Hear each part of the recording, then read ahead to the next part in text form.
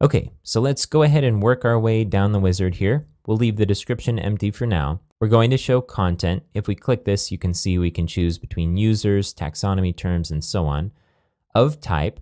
And then here, we're going to select review.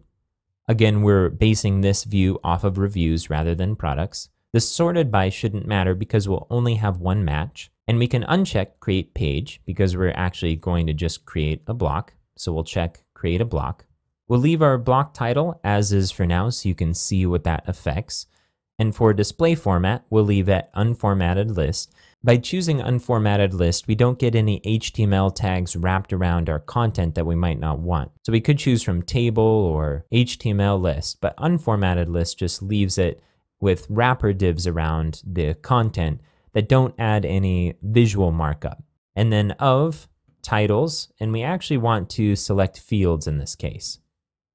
In this first example, we're going to be using a field from our review page, which links to the product node and displays it in its complete rendered form using the sidebar view mode. Now, we would approach this a little bit differently if we were basing this off of products rather than reviews.